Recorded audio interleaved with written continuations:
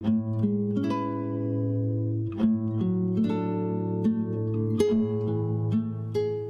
now, it's time for DJ Rocky's Secret Files.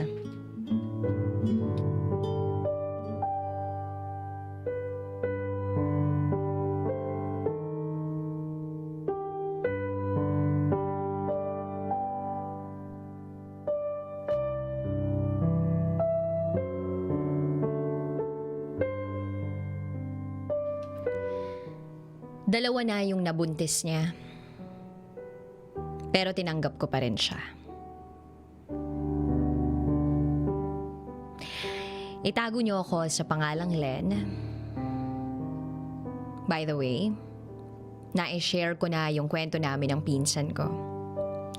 Ngayon, gusto ko naman i-share yung kwento namin ng tatay ng mga anak ko. Itago natin siya sa pangalang JJ. At ito ang aking secret file.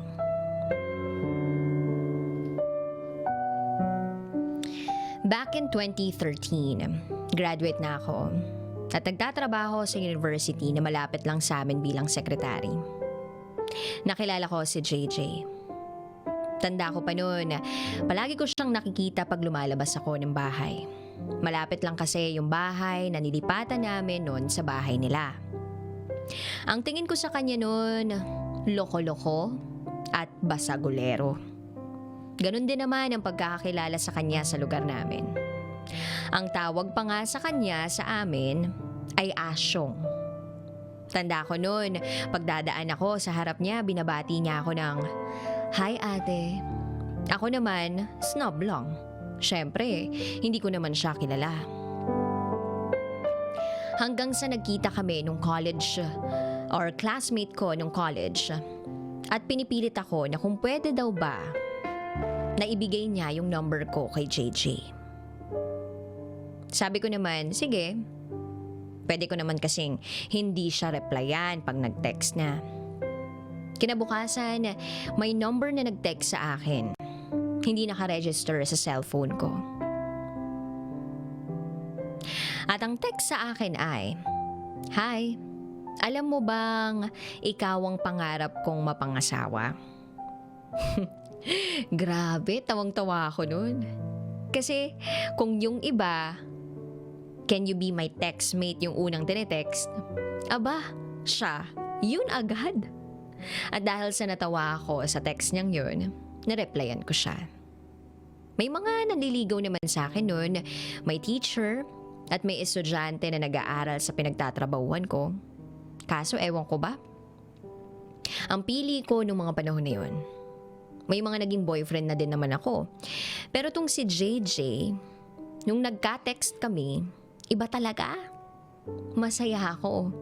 Napapasaya niya ako. At hindi ko naman maitatanggi na gwapo siya. Lalo na yung pagtitig niya sa'yo. Ay naman, ang ganda kasi ng mga mata niya. Hanggang sa nanligaw na siya sa akin. May motor sila noon at hinahatid sundo niya ako sa trabaho ko. Palagi kaming magkausap. Sinagot ko siya on August 24, 2013. Hating gabi na noon. Ramdam ko kasi noon na mahal niya ako. At talagang napamahal na siya sa akin. Tapos nalaman ng mga magulang ko na may relasyon kami. May mga tutol sila doon. Nababalitaan kasi nila sa mga taga sa amin na barumbado nga si JJ. Tanda ko pa noon, naglakas loob siya na sabihin sa tatay ko na manliligaw siya sa akin, kahit kami na. Tinanggap naman ng tatay ko. Ang mahalaga daw ay nagsabi yung lalaki. Okay naman yung relasyon namin, minsan may away, pero naaayos din. At dumaan pa ang ilang mga araw, Pasko. Pinakilala niya ako sa kanila. At doon, masasabi ko na galing siya sa maayos na pamilya. Hanggang sa may dumating ng hindi namin inaasahan. January 15, 2014. Gabi noon, pinalayas niya ako ng bahay. May sasabihin daw siya. At umiiyak siyang sinabi sa akin na may nabuntis daw siyang babae at galing daw ito sa kanila. Sobrang lakas ng tibok ng dibdib ko noon. Hindi naman daw niya balak panagutan yung babae kasi alam naman daw nito na may girlfriend siya. So, suportahan na lang daw nila yung bata. Noong mga oras na yun, nakipaghiwalay ako sa kanya. Kinabukasan, nakatanggap ako ng mensahe galing sa tatay niya at pinapupunta ako sa bahay nila. Doon sinabi lahat sa akin ng tatay niya yung napag-usapan nila ng babae. Tandang-tanda ko ng mga panahon na yun, nakaluhod siya sa akin at umiiyak. Huwag ko daw siyang iwan kasi hindi niya kayang mawala ako. Hindi ko siya iniwan. Nalaman na din ng mga magulang ko yung nangyari. Sabi nila kung mahal ko daw, walang magagawa. Wala silang magagawa. Fast forward, mas pinaramdam pa ni JJ yung pagmamahal niya sa akin. Hanggang sa malapit ng mga anak yung nabuntis niya. Tapos nalaman namin na buntis din ako. Namanhikan agad sila sa amin. Ikakasal na dapat kami. Kaso, nalaglag yung baby namin. Nawalan siya ng heartbeat. Sobrang stress naming dalawa noon. Umurong ako sa kasal. Naisip ko kasi na hindi na kailangang madaliin yung kasal. Nagalit siya sa akin. Matagal din na hindi kami nag-usap. Pero naging okay naman kami. Naging on and off yung relationship namin noon. Then after a year, nabuntis uli ako. And this time, talagang iningatan na namin. Nag-leave ako sa trabaho ko kasi maselan daw ako magbuntis. Para sure na magiging okay si baby. 3 months na akong buntis noon. Aba, may problema pala na hindi siya sinasabi sa akin.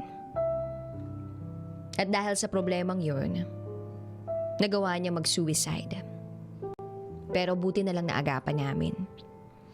Ako pa yung nakakita sa kanya noon habang nakabitin siya sa kwarto niya.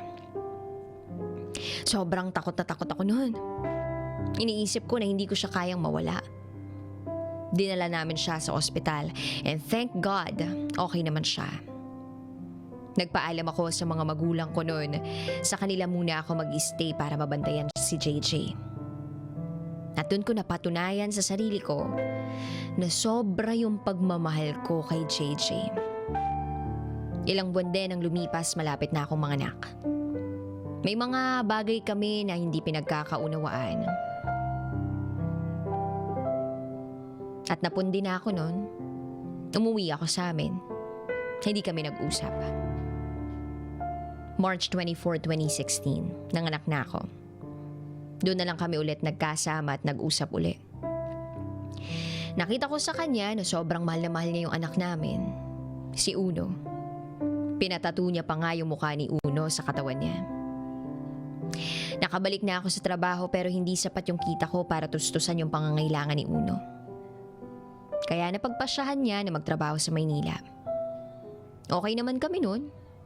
Mas ramdam ko pa nga yung pagmamahal niya noon kasi araw-araw kaming magka-text. Weekly siya nauwi. Palagi kami nag-I love you sa isa't isa. Hindi kasi kami ganun pag magkasama kami. Tapos, tinulungan ako ng tita niya na makapasok sa mas magandang trabaho. Pero dito lang din sa lugar namin. Nagsasabi kasi ako sa kanya na gusto kong mag-apply sa ibang kumpanya. Kahit sa Maynila din, pero ayaw niyang pumayag. Then fast forward, December 2016. Napapansin ko na parang may nag-iiba sa kanya. Yung lumilipas ang 1, 2 araw, tumatatlo pa nga, na hindi kami nag-uusap pero okay lang sa kanya. Tapos pag umuwi siya sa amin, parang ayaw niya na akong makasama. Umiinom siya palagi. Tinatanong ko siya kung may problema ba kami. Wala naman daw. Hanggang sa tuluyan na niya akong binaliwala. Yung feeling na alam kong Out na siya sa trabaho, tinatawagan ko siya ng tinatawagan, di niya pinapansin. Sasagutin man niya, ang sinasabi niya sa akin, wag na daw akong tumawag. Tapos naglakas ako ng loob na tanungin siya kung may iba na siya. Kasi malakas talaga yung kutob ko eh. Sinabi niya sa akin na oo, meron na. Hindi pa rin ako tumigil noon. Sinabi ko sa kanya na ang dami na naming pinagdaanan, ngayon pa ba niya ako iiwan? Sabi ko, paano na si Uno? Ang sabi niya, hindi naman daw niya pababayaan si Uno. Kami lang naman daw ang maghihiwalay. Wala na ako nagawa. Hinayaan ko na lang. Umuwi na uli ako sa amin. Hinihiram niya si Uno pag nauwi siya, hanggang sa nabalitaan ko wala na siyang trabaho. Lagi siyang napunta sa amin para silipin o kunin si Uno. Hindi kami nag-uusap. Then May 2017, may nag-message sa akin. Katrabaho niya. Humihingi ito ng sorry at hindi daw nila sinasadya ang nangyari. Buntis daw siya, pero hindi daw siya maghahabol kasi alam naman daw niya na may pamilya na dito si JJ. At wala na rin daw silang communication ni JJ. Sobrang galit ako nun. Kasi yung babaeng yun yung palagi ko pang tinatanong kung sino yung babae ni JJ sa trabaho. Wala naman daw. Sige daw, kausapin niya daw si JJ para magkaayos daw kami. Tapos siya pala. Anak ng... Binaliwala ko yun. Kasi wala na din naman kami. Naisip ko, para saan pa kung magalit ako, di ba? Lumipas ang mga araw, buwan, nagkikita kami ni JJ pag napunta siya sa amin para kay Uno. Pero hindi kami nag-uusap. Hanggang sa nakatanggap ako ng message galing sa kanya. Ayusin daw namin yung pamilya namin. Hindi ko pinansin. Nung time na yon, may nanliligaw na sa akin na tanggap ito ng pamilya ko at tanggap ng taong to ang anak kong si Uno. Ex ko siya nung college ako. Mag-chat kami palagi. Pero ewan ko ba? Sweet naman siya at talagang pinakita niya sa akin na sincere siya. Minsan niyaya niya akong ipapasyal daw namin si Uno. Hindi ako pumayag. Nagdahilan ako sa kanya ng kung ano-ano. Parang hindi ko kasi kayang makipag-date sa iba. Tapos doon ko naisip na ang unfair ko. Tinapat ko siya na hindi ko pa kayang pumasok uli sa isang relasyon. At doon, unti-unti, naging okay kami ni JJ. Alam niya kasi na nag-iisa lang ako sa office. Ang ginagawa niya, dinadala niya si Uno sa office, pinapasyal daw niya. Tapos yun, unti-unti, nahulig uli yung loob ko sa kanya. Oo, dalawa na yung babaeng nabuntis niya. Pero tinanggap ko pa rin siya. Hindi na uli namin napag-usapan yung katrabaho niya na nabuntis niya. Yun din kasi yung sabi ko, ayaw ko nang maalala yun. Then fast forward, nabuntis uli ako.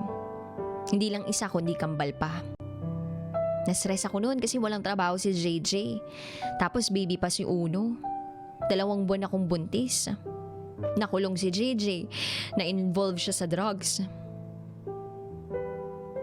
At alam ko naman, nalulong siya sa droga noong mga panahon na yun. And since yung trabaho ko ay related sa court, tinulungan ko siya. Hindi ko siya iniwan. Pinaramdam ko sa kanya na nandito lang ako para sa kanya. Hindi ko siya pinabayaan. Mahal ko siya eh. Hindi nagtagal, nakalaya siya. Nagpaalam ako sa mga magulang ko na bubukod na kami ni JJ. Siyempre, nag-aalala sila para sa amin ang pinagbubuntis ko at para kay Uno. Pero sabi ko, nangako naman si JJ na magbabago na para sa pamilya namin. Huwag silang mag-alala kasi once na napansin ko na bumabalik na sa bisyo si JJ, uwi agad ako sa amin.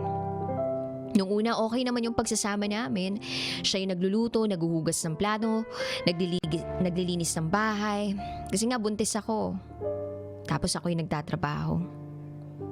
Pero hindi nagtagal, lagi kami nag-aaway. Tapos napapansin ko na bumabalik siya sa bisyo niya. Isang beses, isang gabi siyang hindi umuwi. At yun yung time na napagdesisyonan kong bumalik sa amin. Walang usap-usap, umuwi na lang ako basta. Nagalit siya sa akin noon. Nabalitaan ko na lang na hindi pala siya sa kanila natutulog, kundi sa babae niya. Tiniis ko yung hirap ng pagbubuntis ko sa kambal naming mag-isa. Sobrang sakit ng mga panahon na yun. Kasi naiisip ko, habang ang hirap-hirap ng dinadala ko, siya naman nagpapakasaya kasama yung babae niya.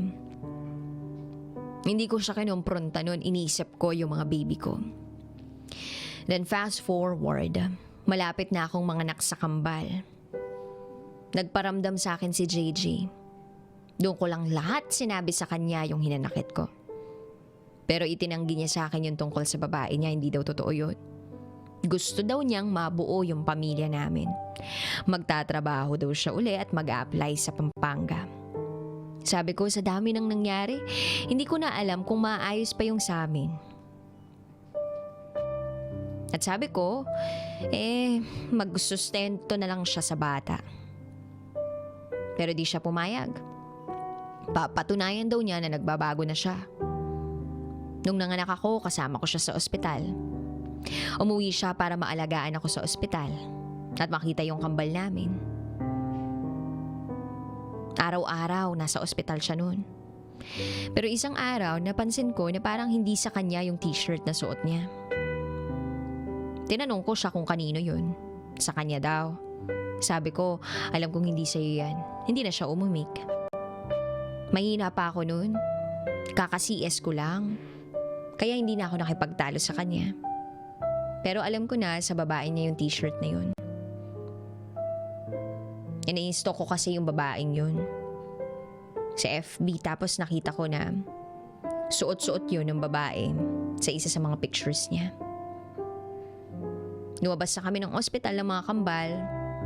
Bumalik na din si JJ sa Pampanga para magtrabaho. Hindi pa rin kami okay nung mga panahon na yun, pero lagi siya nagte-text at tumatawag. Nagpalit na din siya ng number. Bumalik na ako sa trabaho ko. Pero napatunayan ko na wala talaga sila nung babae. Tapos hindi nagtagal, naging okay kami uli. Tapos, hindi nagtagal, hindi na naman kami magiging okay. Bago mag-isang taon ang kambal namin, nag-resign siya sa trabaho. Nahihirapan na daw siya. Naintindihan ko naman yun. Sabi ko, alagaan na lang niya yung mga bata. Total, nandito naman siya. Sa kanila na kami nagstay. Pero hindi nagtagal ng 1 buwan yun. Hindi daw kasi niya kayang alagaan yung kambal namin. Kaya umuwi na lang uli ako, kasama ng mga anak ko sa mga magulang ko. Ngayon, tatay ko ang nag-aalaga sa kambal namin. Habang ako nagtatrabaho pa rin para matustusan yung mga pangangailangan ng mga anak ko. Kinukuha niya sa akin si Uno pag weekdays at tinahatid niya pag weekend. Minsan sinisilip niya yung mga kambal. Ganun yung setup namin ngayon. Halos 1 buwan na kaming ganun. Pag napunta siya sa amin, di kami nag-uusap. Mga magulang ko ang kumakausap sa kanya. Siguro kasi kahit papaano may nagawang maganda din naman si JJ sa pamilya namin. Yung mga magulang naman niya, wala akong masabi. Sobrang babait. Minsan nga mas concerned pa sila sa akin kaysa sa mismong asawa ko. Ngayon, pakiramdam ko nag-iisa na naman ako. Ang hirap kasi, yung taong inaasahan ko na magiging katuwang ko, wala. Parang walang pagpapahalaga sa akin. Hindi niya makita yung worth ko. Hindi ko alam kung hanggang kailan kami ganito. Pero mahal ko siya. Mahal ko pa rin siya kahit ganun siya. Siguro sasabihan niyo akong tanga, marupok. Wala, nagmahal lang ako. Nananatili lang akong positibo sa lahat ng bagay. Iniisip ko na lang na hindi man kami maging maayos uli ni JJ. At least, binigyan niya ako ng 3 gwapong anak. Na alam ko pagdating ng panahon, magpapahalaga sa akin. Makikita yung worth ko at lahat ng sakripisyong ginagawa ko para sa kanila. Kaya sa inyo dyan, na nakatagpo ng mabuting asawa, Yung bang may pangarap para sa pamilya nyo at nagpupursige para sa inyo. Ang swerte nyo, ingatan nyo sila kasi hindi lahat nabibigyan ng ganyan. Nakakaingit lang. Oo, pag nakakakita ako ng mga mag-asawang sweet, lalo na sa social media. Yung nagsishare kung gaano sila kaswerte sa mga asawa nila. Kung gaano sila kamahal ng mga asawa nila. Kung gaano sila pahalagahan at alagaan ng mga asawa nila kahit pa may mga anak na sila. Pag ganun yung mga nakikita ko, sobrang naiinggit talaga ako. At minsan nasasabi ko, sana all. Muli, ako si Len at ito ang aking secret file.